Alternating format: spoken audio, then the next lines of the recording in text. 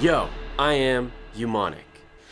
All sounds have frequencies, and they aren't inherently good or bad. When you put them in context, that's when certain frequencies can sound good or bad. And that's where equalization comes in. Using the multi-filter effect in BandLab, I'm going to show you what equalization or EQ does and how you can use it to make more music.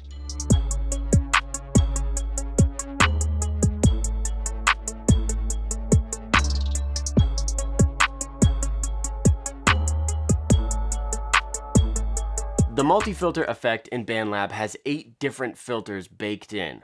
Low pass, high pass, band pass, low shelf, high shelf, notching, peak, and all pass. I haven't even used an all pass filter before. It has to do with phase relationships, something that we're not concerned about in this video. Now there's also 3 controls. You have the frequency, which in BandLab ranges from 30 Hertz to 12 kilohertz.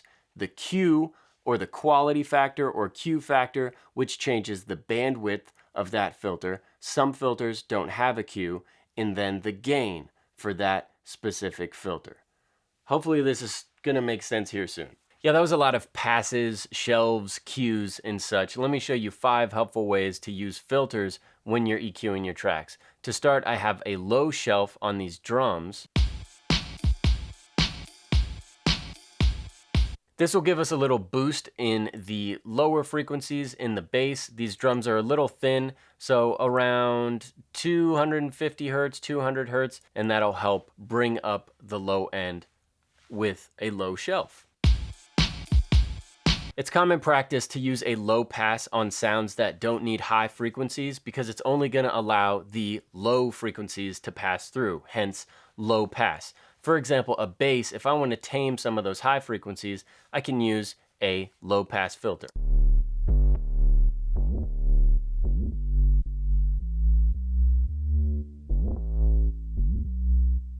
It may be difficult to hear without headphones or big speakers, but as you sweep through that frequency, it's cutting off everything above that and only allowing things below that frequency to go through.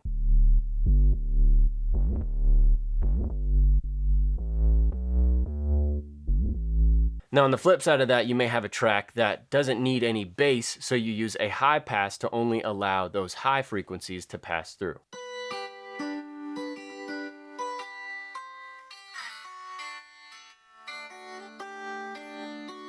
Now depending upon what track it is, you may want to adjust that frequency to keep some of that original sound, but remove the frequencies that you don't want.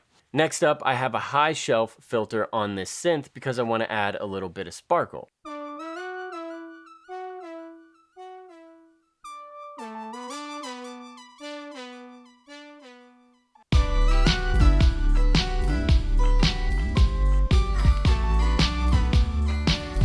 I like how a lot of these filters are named because they kind of explain themselves.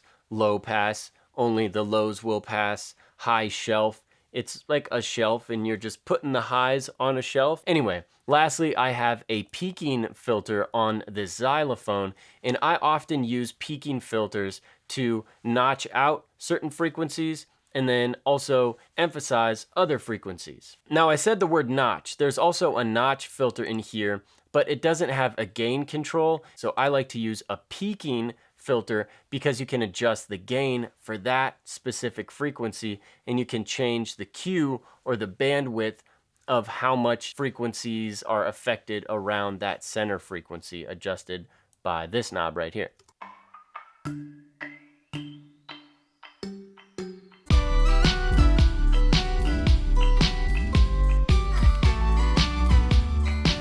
Now remember, frequencies aren't good or bad. It's all good, and you get to decide what sounds good to you.